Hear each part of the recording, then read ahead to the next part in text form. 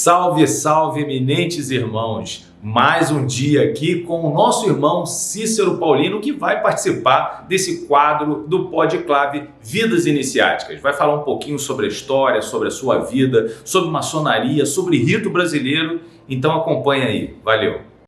Bem, minha infância foi como toda criança, né? Cheia de liberdade. Eu me lembro muito pouco, eu me lembro muito mais dos 9 anos em diante. Dos 9 anos para baixo, foi muito corrida, porque meus pais são pernambucanos e logo após guerra, 45, o governador do Paraná, não sei quem era o governador, teve a grande ideia de ir ao norte e ao nordeste oferecendo terras para que Paraná se desenvolvesse na agricultura, que era uma coisa nova à época. Meu pai era funcionário da prefeitura e tal, e ele com os amigos resolveram ir para o Paraná. Então, foram para o Paraná, tipo assim, 1949, 50. E lá minha mãe engravidou de mim e eu acabei nascendo em Apucarana justamente por isso. Apucarana era o primeiro distrito do município de Maringá, na época. Era uma distrito, hoje é cidade, capital do Boné. Decreto presidencial do José de Alencar, que era o vice-presidente do Lula no primeiro governo. Pois bem, lá nos adaptamos, quer dizer, nos surpreendemos com o clima, que era muito frio, e em Recife é semeado 18, 20, 22 graus, o calor no Recife é 25, 27. E lá era tudo abaixo de zero.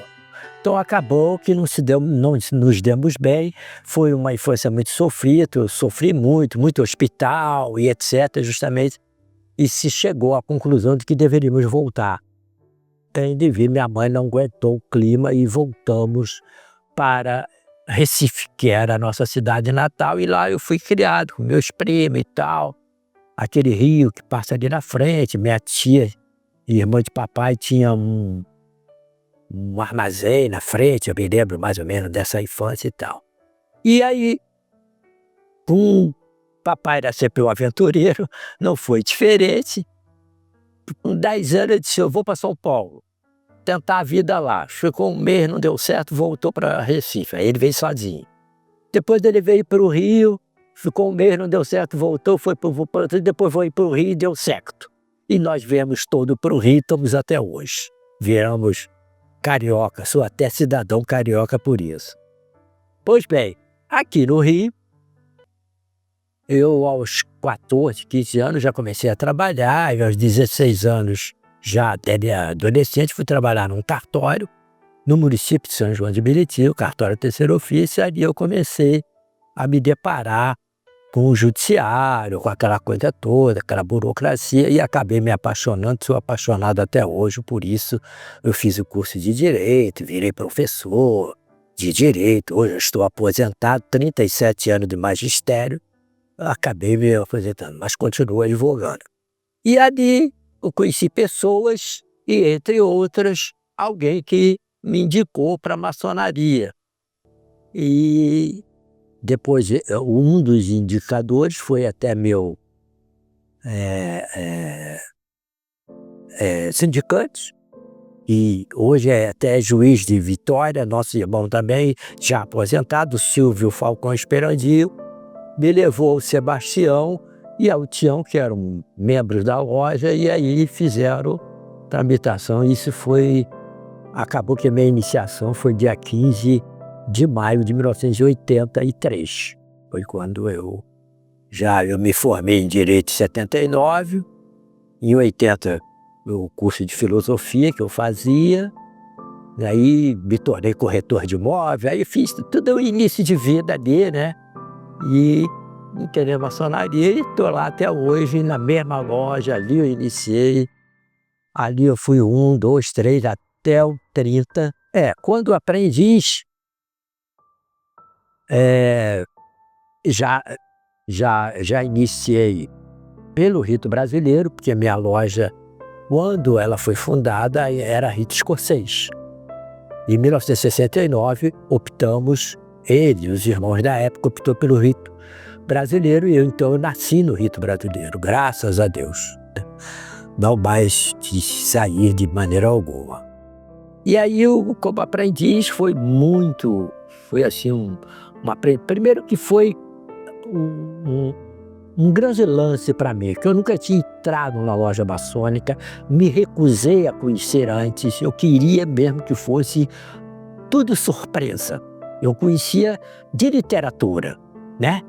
Por coincidência, também foi meu padrinho, eu tive um professor numa admissão ao ginásio, Domenil Malta de Menezes, membro da minha loja até hoje, está hoje com um Alzheimer, está bem doentinho, né? Tem até a medalha de Dom Pedro.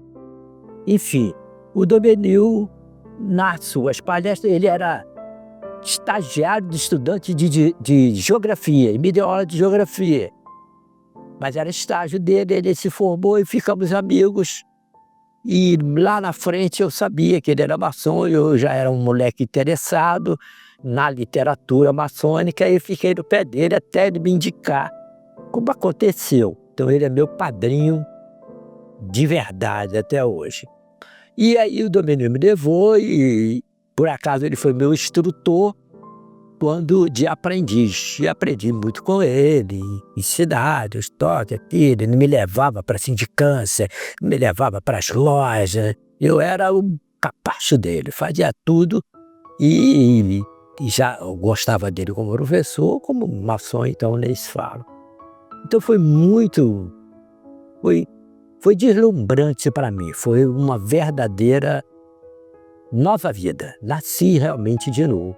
Quando eu cheguei à mestria, que foi também outra grande surpresa, principalmente o saber da vida de Irã, aquela coisa linda de morrer e tal, e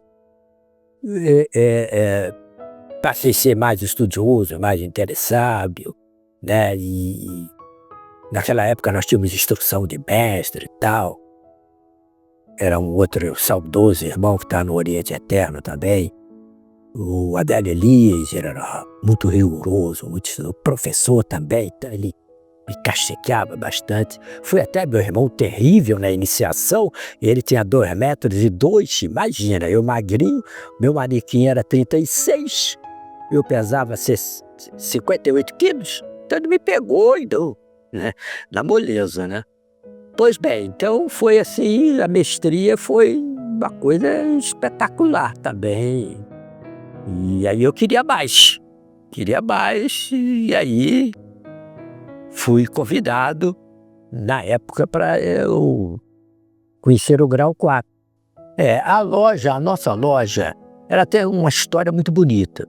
Em 1943, chegara em São João de Meriti um irmão chamado Gedor Reis, era pastor evangélico e tudo veio transferido para cá, e estava a esposa grávida, nasceu o segundo filho, e ele estava com um placê, porque ele vinha do interior e veio para se radicar em São João de Meriti, não tinha loja em São João, a loja mais próxima tinha em Nova Iguaçu e a Cairu de Nilópolis.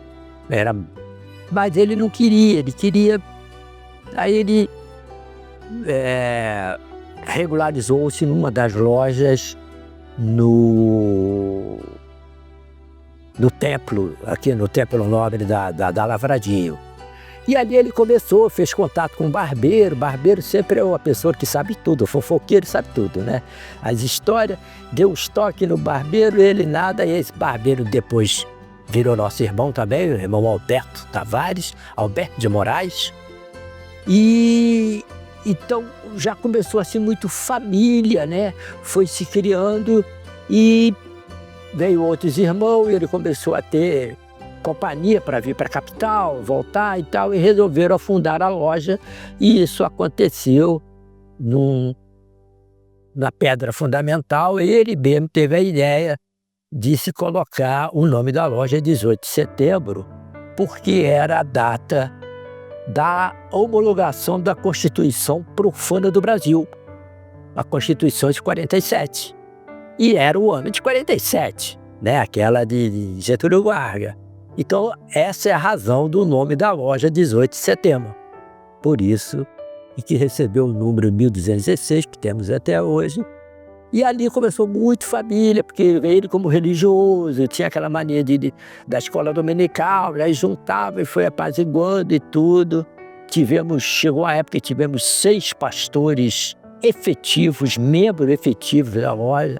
Um até missionário, foi venerável na França, foi venerável em Portugal, como maçom e representando a nossa loja de São João, o pastor Joaquim Rosa, pessoa maravilhosa, culto mesmo, embora brasileiro, mas nasceu em Portugal, mas fez todos os cursos no Brasil e depois virou missionário, acontecendo tudo isso. Então, era muito agregado e essa agregação, como você falou, veio se espalhando e até os dias de hoje, graças a Deus. Então, tenho muita família, tenho assim como meu filho, o filho do Derli, que também é o Wander, já foi venerável, tenho o filho do Cícero, do outro Cícero José, que está no Oriente Eterno, o filho dele também é nosso. Então, ficou assim muito de pai para filho, de irmão para irmão, e aí foi, né? E sempre pessoas de São João, que a gente respeita muito a Constituição Estadual. Mesmo para iniciar na loja 18 de setembro, tem que ou morar no município ou trabalhar no município. É de outro Oriente, a gente, eu sou de Caxias, a gente manda para a loja de Caxias. É de Nilópolis, manda para a loja de Nilópolis. É da Pavuna, vai para o Rio de Janeiro. E assim sucessivamente. O mundo mudou, tudo mudou, todos mudaram. E era uma maçonaria idosa, era uma maçonaria velha, só tinha senhores e senhoras, até porque a situação econômica de estabilidade é quando a pessoa passa de 50 para 60. Então a estrutura da loja são os cinquentão, os 60. Essa é a estrutura. Diferente de hoje é a garotada. Entrou a garotada, como meu filho tinha 30 anos, quando eu entrei com 33. Eu fui uma raras exceções de ter entrado novo na loja. Daquela geração, eu fui o único durante 10 anos. Todo mundo que entrava era 45, 50. Eu fui a exceção da exceção. Quase não tinha ninguém com 30 anos. E hoje é o contrário, né? Hoje eu sou o penúltimo mais velho da loja. O mais velho é o Domenil, mas está afastado por doença. Está o Derli, que quando eu entrei o Derli era companheiro. E depois eu. O resto é tudo garotada de 30 anos, de 40. Agora está tudo 40. Então, há uma readaptação dele nos entender e nós temos que renovar entendendo eles. Então, há um choque, né, entre personalidades, atitude, gíria, falação. Então, antigamente a coisa era tudo muito caretão, muito séria, né? Muitas das vezes até carrancudo, muitos deles, porque tinha muitos militares na época, hoje não tanto, hoje só tem um rapaz, mas é um desses 40 que é coronel, é major, mas tem 45, 50 anos, é roqueiro, é outra cabeça, totalmente diferente, é um major roqueiro. Então, a cabeça é totalmente diferente, adora uma cerveja, adora papo e tal, mas eles têm assim uma respeitabilidade muito grande por nós. Então, eles não fogem. Ainda a gente chega, às vezes eu fico lá em cima, muitas das vezes lá em cima, aí quando começa o zum, todo mundo para. Entendeu? Às vezes eu extrapolo, porque não é eu que sou mais o presidente, já fui, e o presidente que é da garotada, deixa às vezes correr um pouco frouxo, a gente tem que dar uma puxada. Mas é assim, muito fraterno, é aniversário, é o aniversário do sobrinho, é da cunhada, é tudo muito família, como você falou. E o rito brasileiro no simbólico? O senhor acha que o que difere o nosso rito brasileiro dos demais ritos? Quais são as vantagens do rito brasileiro? Olha, o próprio nome já diz, brasileiro, né? Eu comparo que o rito brasileiro é tipo Mangueira, Flamengo, é a nossa raiz. Não adianta, eu sou botafoguense, mas a torcida é do Flamengo. Então tudo é uma identificação muito grande. O escocês, a dona Anabita, que eu vim conhecer depois, até no último grau, 33, acabou que eu fiz também, mas não tem nada a ver com a nossa realidade do dia a dia. E no rito brasileiro a gente aprende a tradição sem perder a tradição, a evolução da própria ritualística, né? Nada muda, entre aspas, mas é um rito dinâmico, sem ser cansativo, objetivamente falando. É um rito que preenche todos os requisitos necessários para uma sessão boa, tranquila e eficiente. Ontem, por exemplo, nós tivemos uma sessão que com 1h10 estava toda feita. E aí tinha um palestrante falando dos narcóticos anônimos. Nós transformamos em família e chamamos palestrantes, os 3, e eles tiveram 1 hora para palestrar e aprendemos muito, porque a gente o conhecia. Quer dizer, no máximo, quando fui venerável, a minha sessão mais tardia eu levei 1h40 minutos. Durante 2 anos. O 4 é o início de tudo. Então, realmente, ele é marcante, principalmente pelo seu sinal. Ele já é, né? Ele já é uma coisa muito espetacular. E a gente não esquece jamais. É igual o nome próprio. Mas o que me marcou depois desse foi o 9, que tinha muito a ver com o meu dia a dia profissional e com meus estudos. Então, foi profundamente espetacular. Ele realmente me marcou muito. Depois do 18, inegavelmente, todo mundo sabe disso, o 18 é lindo para qualquer rito, qualquer situação, né? E depois desse, o 30 mesmo. O 30 também foi, porque aí a gente conhece volta aquela história todinha lá da nossa mestria, né? De saber tudo o porquê daquilo tudo que a gente foi aprendendo. Por isso o rito brasileiro ele é mais fantástico igual os outros. Primeiro que os outros são de origem europeia, não tem nada a ver com o Brasil, uma outra história, uma outra dinâmica. E aqui não, a gente conhece a agricultura, o comércio e tudo isso que a gente muitas das vezes nem valoriza como profano. E às vezes quando a gente faz uma leitura literária, a gente não vai profundamente como deveríamos ir, como eu passei a conhecer a agricultura de uma outra forma. Nós tivemos um irmão lá, que hoje também está no Oriente Eterno, que ele conhecia a agricultura, ele viveu toda essa situação dos pais, ele veio de Portugal. Então, olha, uma coisa assim espetacular. Todos esses graus que tem, até chegar ao trabalho.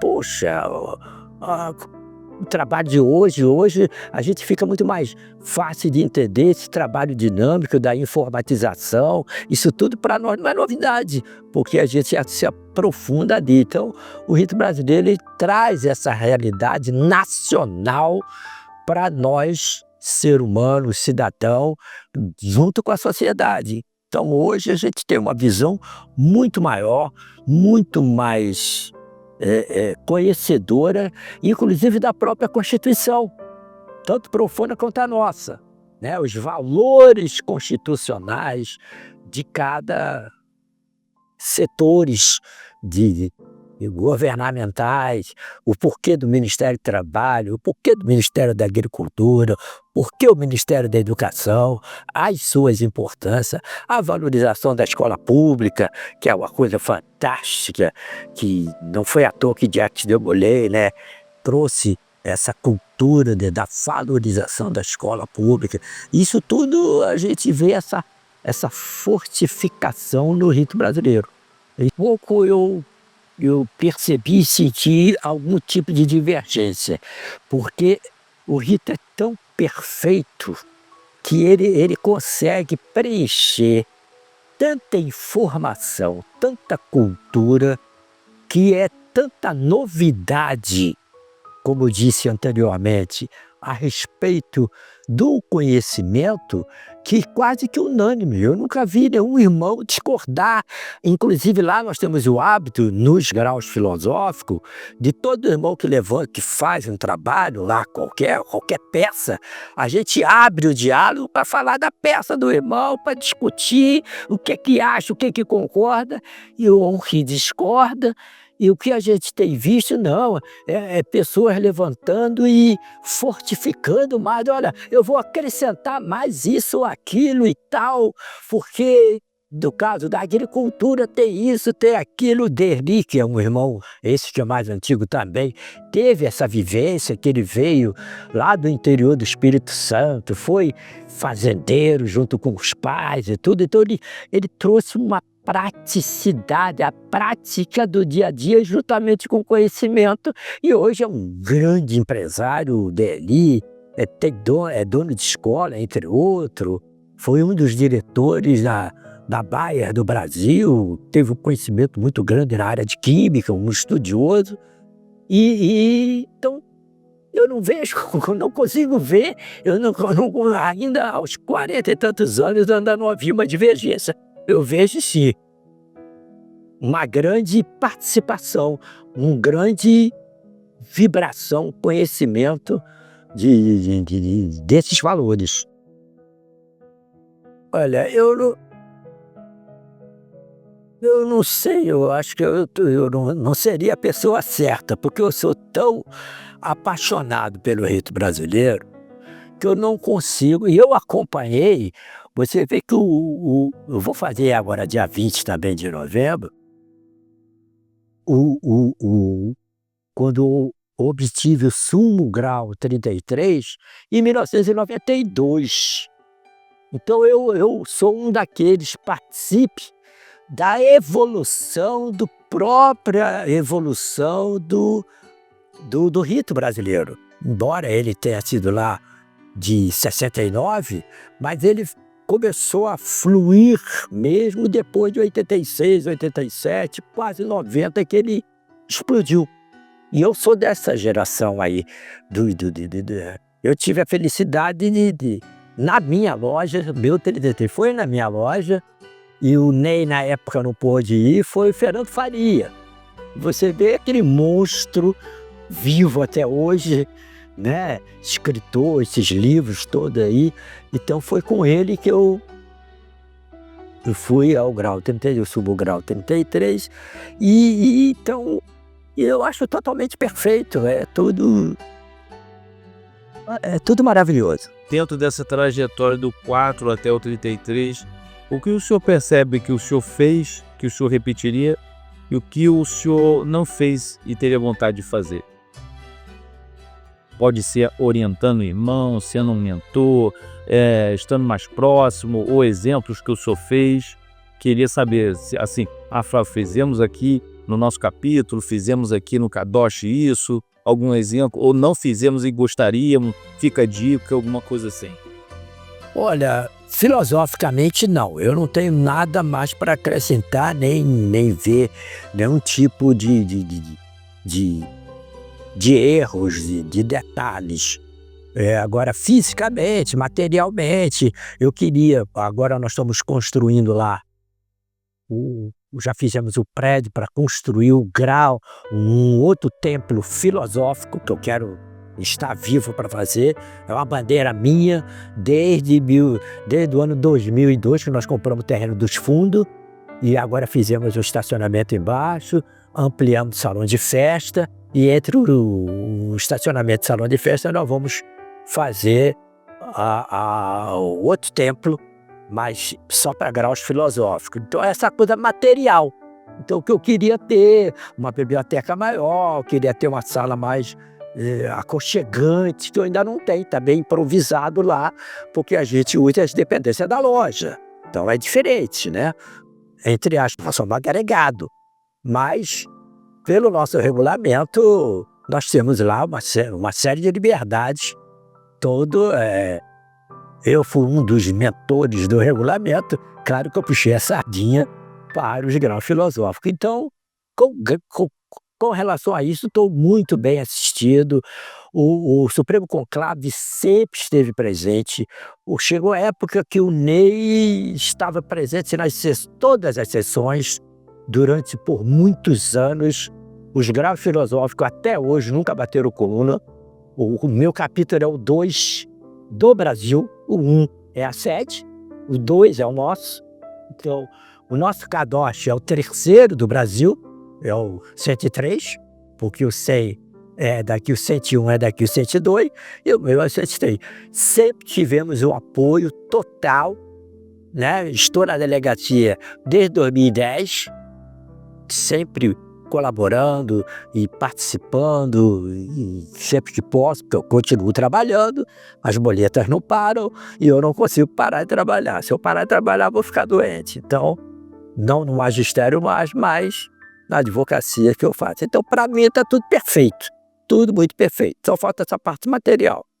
Olha, a minha opinião é muito positiva, porque como eu sou de 83, era uma época muito turbulenta, né?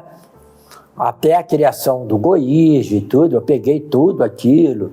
Tivemos uma loja lá no município de Duque de Caxias, de São João, funcionando no prédio da Fraternidade número 52, que é Rito Escocês, da grande loja.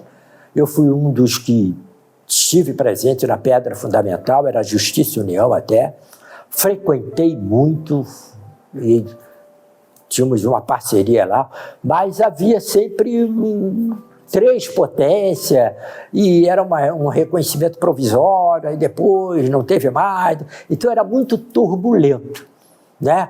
Essas 2 gestões para cá, do Grande Oriente do Brasil, foram, assim, para mim, ótimas, porque conseguiu conciliar todas as potências, acabou todo aquelas brigas, aquela discriminação, você é isso, você é aquilo, não tem nada, até contra os ritos, né? Eu sou de uma época em que o rito brasileiro era bem discriminado, bem mesmo discriminado. Hoje nós somos o 2º rito do Brasil, então totalmente diferenciado. E eu vejo com muito bons olhos, porque acabou aquela tititi, uns irmãos complicados, muitos estão no Oriente Eterno, que graças a Deus, né? E outros foram afastados, tem alguns que estão sendo afastados, mês passado foram excluídos até, porque não é para estar do nosso lado, irmãos problemáticos, né? Mas eu vejo com muito bom futuro, eu vejo com bons olhos, porque os homens que hoje estão vindo com mais seriedade, com mais responsabilidade e com o objetivo de um engrandecimento da maçonaria, que é o nosso objetivo. Eu vejo com bons olhos. Eu acho importante, sim. Eu tenho até o Grande Oriente do Brasil, tem o APJ, não é tanto quanto forte, não, vou dizer assim, não caiu na moda, né? O Demolei caiu na moda, né? O Demolei é uma instituição assim espetacular. Não é também diferente do APJ, mas o APJ, por essas burocracias, pensamento diferente de um e de outro, ele ainda não se sustentou. Mas então a garotada também é assim. Então eu vejo com bons olhos, tem até meu neto agora, o filho do Felipe, que é meu filho, que também é nosso irmão, ele já é uma instituição nova que tem agora, que são os que se preparam para chegar a Demolei. Esse é de 6 anos a 12.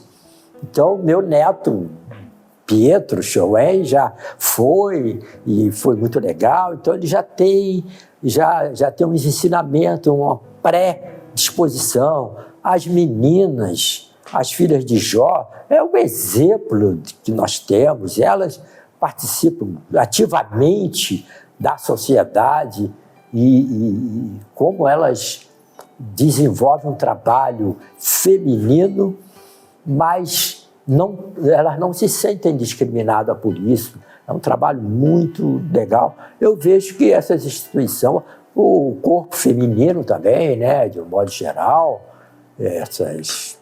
eu tenho visto com bons olhos, porque é a família, né? Isso é o resultado da família. Nós temos recebido lá, agora mesmo tem um menino que é Demolei, vai o 4 agora nosso lá, e é uma vibração só, é sangue novo, garoto de 22 anos, cheio de perspectiva, cheio de... Então, claro, financeiramente está se estruturando, tem um prós e os contras da dificuldade do dia a dia, né? Mas ele já vem para a sociedade, ele já entra no mercado profissional, mercado social, ele é diferenciado, ele já entra de uma outra forma, com outra cabeça, longe dos vícios, longe das drogas, longe de outras coisas. Ele pode curtir, pode fazer tudo que o outro jovem faz, mas ele lá na essência ele tem a estrutura dele é diferenciada, principalmente quando é filho de maçom ou neto, tem na família um maçom, que tem como exemplo aquele tio, né? Ou o pai, ou o avô, que posteriormente é tio e depois vira irmão. Então é muito positivo, sim, muito. Eu acho que... E o rito brasileiro tem, ainda mais depois com a chegada do Juliano, que é originariamente Demolei, até hoje continua sendo Demolei, é um vibrador, e ele renovou isso aqui no rito brasileiro, ele, com o apoio do nosso soberano grande primaz, abraçou essa ideia e é uma maravilha, uma maravilha. Então hoje eu acho que está fechado. Essa pergunta, não sei, eu acho que isso aí é coisa divina. O Cícero é o Cícero. Nasceu muito curioso, né? É bom que você seja bastante curioso da vida e um apaixonado pela leitura. Você tem que ler, né? O ditado, quem não lê não sabe escrever, é o perfeito, né? E você tem que ler de tudo, né? E é aquilo que você vai se apaixonando mais. Eu sou apaixonado por história. Então acabou que eu fui me apaixonando pela história, e a história maçônica faz parte da própria história. Se não tiver maçonaria, não tem história. E a história é a maçonaria. E aí me apaixonei e tal. Depois fui fazer um curso de filosofia, por causa dessa paixão. Então o Cícero é um cara comum, é um cara que tem essa vontade de aprender, de conhecer, e tem que ter muita sabedoria no sentido de aprender a conviver com as diferenças. Esse é o segredo da maçonaria. Quando me perguntam qual é o segredo da maçonaria, o que vocês fazem lá? A gente aprende a conviver com a diferença. Esse é o segredo da maçonaria. Você aprende todos os dias a poder conviver com as diferenças dos caras. Então eu tenho essa minha filosofia de vida. E solidariedade, paciência, tranquilidade. Nunca briguei, nunca tive um problema com irmão nenhum ao longo desses anos todos. Nunca tive. Alguns quiseram até discordar de mim, ficar de cara feia. Eu fui lá, beijei ele, abracei. Eu digo, o que você quer de mim, meu irmão? Estamos aí, nós somos maçom, somos irmãos. E estamos juntos, e estamos juntos, e estamos juntos. Isso é maçonaria.